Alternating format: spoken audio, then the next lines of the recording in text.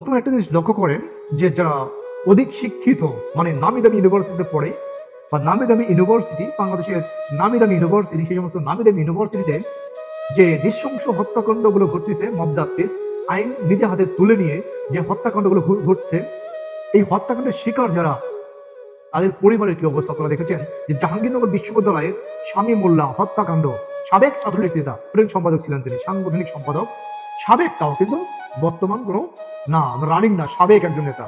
আচ্ছা, তার মায়ের আহাজারি একটু দেখে আসি আমরা। তার মায়ের বুক ফাটা কান্না, তার মায়ের যে বুক ফাটা কান্না, 10 মাস 10 দিন যে মা তাকে পেটে ধরেছিল, সে মায়ের সামনে তার তত্ত্বাতা ছেলেটা চা খেতে গিয়েছিল জাহাঙ্গীরনগর বিশ্ববিদ্যালয়ের সামনে। চা খেতে গিয়ে কিছু দুর্বৃত্ত, কিছু বাংলাদেশের কিছু কুলাঙ্গারদের নজরে পড়ে যায়, শিকার হয়।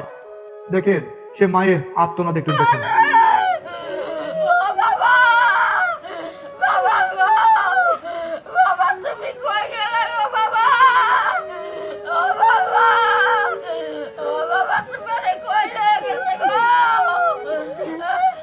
শামীম ভাই কিন্তু আমারও ভাই। হ্যাঁ, যারা আওয়ামী লীগ করে, যারা আমরা আওয়ামী লীগ করি সারা বাংলাদেশ ব্যাপী, এখন কে সংগঠনে আছে বা কে দলে আছে, কে কোন পদে আছে, এটা দেখার সময় নাই। একটা কথা মনে রাখবেন, সবাই আমরা ভাই। এই শামীম ভাইয়ের মা আমাদের মা, শামীম ভাইয়ের মায়ের পাশে দাঁড়াইতে হবে আমাদের। এক শামীম ভাইকে হত্যা করেছে, শামীম ভাইয়ের মায়ের পিছনে লক্ষ শামীম ভাই আমরা দাঁড়িয়ে যাব। আমাদের দাঁড়াইতে হবে, আমাদের বিবেকের তাড়নায়, বা আমাদের ভাইকে হত্যা করেছে খুনেরা, সেই খুনের প্রতিশোধ আমরা নেব। আমরা এই মায়ের পাশে বা এই ফ্যামিলির পাশে দাঁড়াবো, ছাতা হয়ে দাঁড়াবো। যে মা তার ছেলেকে 10 মাস 10 দিন পেটে গর্ভে ধারণ করেছে, সে মায়ের সামনে তার ছেলের মৃত্যুদেহ, সেই ক্ষত বিক্ষত মৃত্যুদেহ ফিরে এসেছে। মা কেমন করে এগুলো সহ্য করতেছে জানি না, একমাত্র হয়তোবা আল্লাহ জানে যে কেমন করে এই মা সহ্য করতেছে। সারা বাংলাদেশের মেধাবী যারা আছে, বিএনপি পন্থী যারা আছে, আওয়ামী লীগ পন্থী যারা আছে, তথাপি সারা বাংলাদেশের জনগণের কাছে একটা প্রশ্ন, এই যে শামীম মোল্লাকে এরা যে হত্যা করলো, এই শামীম মোল্লা জীবনে একটা লোককে হত্যা করেছে বা তার থানায় 10-12টা মামলা আছে, একটা মামলা আছে তার নামে যে তিনি হত্যাকাণ্ড করেছে, বা তিনি আওয়ামী লীগের হয়ে কোনো ছাত্রকে হত্যা করেছে, এমন কোনো আছে, এমন কোনো অভিযোগ আছে বাংলাদেশে? এই শামীম ভাই নামে এমন কোনো থানায় অভিযোগ আছে? ছাত্রলীগ করে এই কারণেই তাকে কি জীবন দিতে হবে? বাংলাদেশে ছাত্রলীগ করেছে, পাস্টে ছাত্রলীগ করেছে, অতীতে ছাত্রলীগ করেছে, এই কারণে তাকে জীবন দিতে হবে? এটা তোমাদের সংবিধান, নতুন বাংলাদেশ, শিক্ষার্থীদের বাংলাদেশ, নতুন শিক্ষার্থীদের বাংলাদেশ। যদি এই কেস থেকে কেউ ছাড়াও পেয়ে যায়, এই কেস থেকে, মামলা থেকে যদি কেউ পালিয়ে, যদি কেউ আত্মগোপনের থেকে রেহাইও পেয়ে যায়, যদি কোনোদিন সুযোগ পায় আওয়ামী লীগ, একবার যদি কোনোদিন সুযোগ পায় আওয়ামী লীগ, 50 বছর পরেও যদি কোনো আওয়ামী লীগ সুযোগ পায়, তখনই এদের বিচার হবে রাজাকারের বিচারের মতো। বাংলাদেশে রাজাকারের বিচার যেভাবে হয়েছে, এদের বিচার হবে সেই রাজাকারের বিচারের মতো।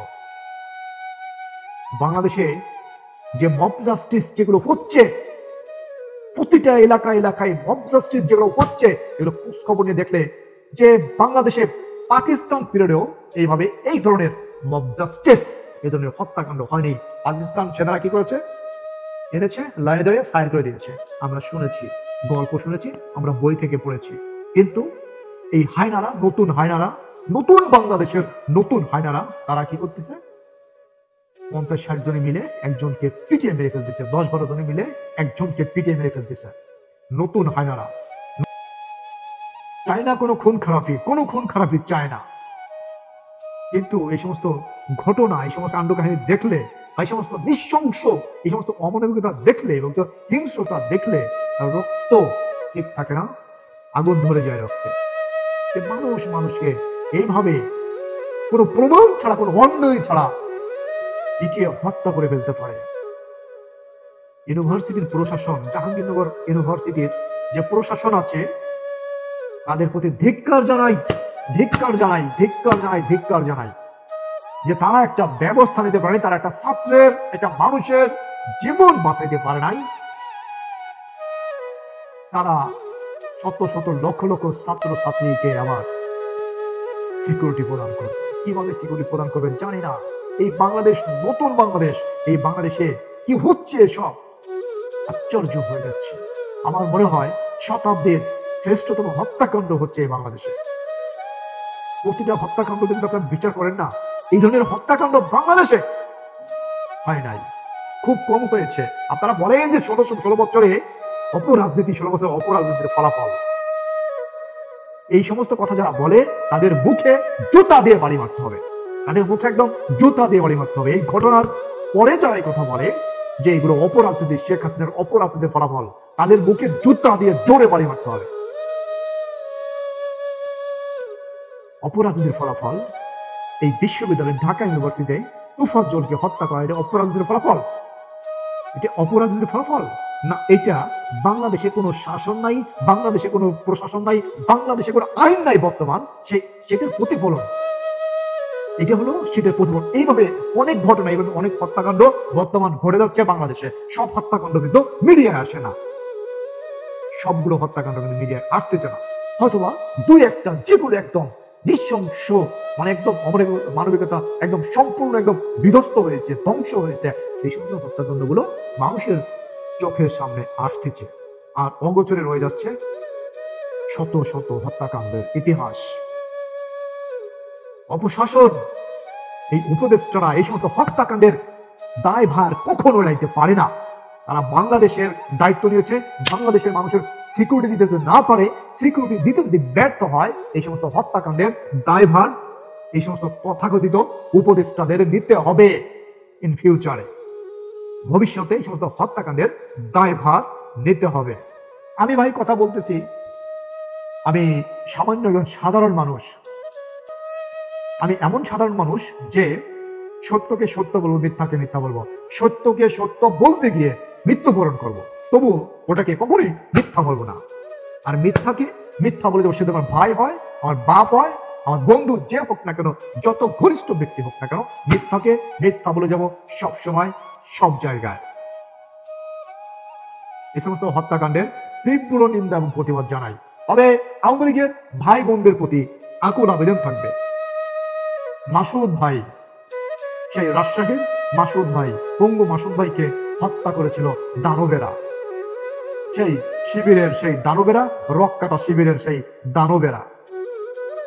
শামীম ভাইকে হত্যা করল জাহাঙ্গীরনগর বিশ্ববিদ্যালয়ের কুখ্যাত খুনিরা। এরা নাকি লেখাপড়া করতে এসেছে, এদের নাকি মনুষ্যত্ব অনেক উপরে, মানে এদের মূল্যায়ন নাকি অনেক উপরে, এরা নাকি মেধাবী ছাত্র, মেধাবী ছাত্র, এরা মেধাবী শিক্ষার্থী। এরা, এদেরকে বলা হয়, এদেরকে এই জগতের সবচেয়ে কুলঙ্গার বলতে হয়। বন্ধুরা, বাংলাদেশের বর্তমান অবস্থা কেমন? বাংলাদেশের বর্তমান অবস্থা কেমন? নট অনলি রাজনীতি, অর্থনৈতিক অবস্থা কেমন? এই অর্থনৈতিক অবস্থা একদম মানে মন্দা অবস্থা, বাংলাদেশের সর্বোচ্চ মন্দা অবস্থা অর্থনীতি চলে গিয়েছে বর্তমান। এর জন্য দায়ী কারা? এই সমস্ত মেধাবী মেধাবী মেধাবী শিক্ষার্থীরা, শিক্ষার্থী, এই সমস্ত মেধাবী শিক্ষার্থীরা দায়ী। এরা ছাত্র না, এরা কুলাঙ্গার, এরা রাষ্ট্রের দুশ্মন, এরা বাংলাদেশ রাষ্ট্রের দুশ্মন। কথায় কথায় বলে শেখ হাসিনার আমলে দুর্নীতির স্বর্গরাজ্য ছিল বাংলাদেশ। শেখ হাসিনার আমলে দুর্নীতির স্বর্গরাজ্য ছিল তোমাদের মুখস্থ কথা, তোমাদের বানোয়াটি কথা বাংলাদেশের মানুষ খায় না। দুর্নীতির স্বর্গরাজ্য যদি থাকে, তাহলে শেখ হাসিনা যেগুলো উন্নত করেছে, যেগুলো স্থাপনা তৈরি করেছে, তোমরা যদি লোন আইনেও পারো, এই ধরনের 2-4টা স্থাপনা করে দেখাও, আর দুই চারটা স্থাপনার ভিত্তি প্রস্তুত করে দেখাও, আর ভিত্তি স্থাপন করে দেখাও। দেখি তোমাদের বাপের মানে কি জানো, দেখি তোমাদের কত ক্ষমতা, দেখি তোমাদের বাহুতে কত জোর, দেখি তোমাদের বাহুতে কত বল। দেখতে চায় বাংলাদেশের মানুষ।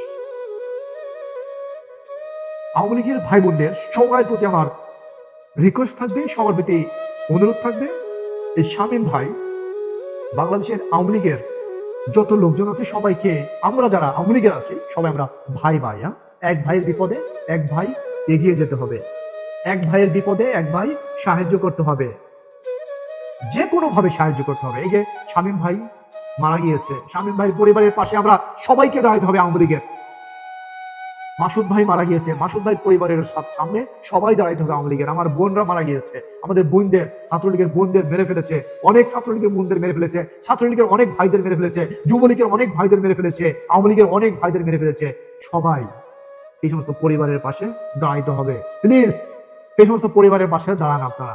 কিছু কিছু লোক আপনারা তৈরি হন যারা এভাবে নৃশংস হত্যাকাণ্ডের শিকার হচ্ছে বা এই সমস্ত ঘটনা যারা ঘটাচ্ছে, সমস্ত কিছু ফেসবুকে তুলে ধরেন, যে কোনো ভাবেই হোক না কেন ফেসবুকে তুলে ধরেন, বা যে হত্যাকাণ্ডের শিকার হয়েছে তার নাম ঠিকানা সহ ফেসবুকে তুলে ধরেন, যাতে আমরা যারা তার অনুসারী আছি, আওয়ামী লীগের অনুসারী আছি, ছাত্রলীগের অনুসারী আছি, যুবলীগের অনুসারী আছি, যেন আমরা সাহায্য করতে পারি, তাদের পাশে দাঁড়াইতে পারি। আপনারা বাংলাদেশ থেকে যারা আছেন অন্তত চুপি চুপি হলেও এই জিনিসগুলো করে যান আপনারা একটু করে যান, ধৈর্য ধরে এই জিনিসগুলো করে যাবেন। শামীম ভাই হত্যাকাণ্ডের সাথে যারা জড়িত তাদেরকে কঠিন থেকে কঠোর শাস্তি দেওয়া হোক। আর এই ধরনের হত্যাকাণ্ড যেন বাংলাদেশে না ঘটে, দ্বিতীয়টা সেই ব্যবস্থাও নেওয়া হোক। বাংলাদেশের আইন শৃঙ্খলা পরিস্থিতি ঢেলে সাজানো হোক, বাংলাদেশের মানুষকে সিকিউরিটি দেওয়া হোক। আর যদি বাংলাদেশের মানুষকে সিকিউরিটি দেওয়া না হয় তাহলে এই সরকারকে পদত্যাগ করার জন্য দাবি জানাচ্ছি। প্রিয় অডিয়েন্স, এই ভিডিওটি এই পর্যন্তই সমর্থন করছি। অন্য দিন অন্য একটি ভিডিও নিয়ে আপনাদের সামনে হাজির হয়ে যাব।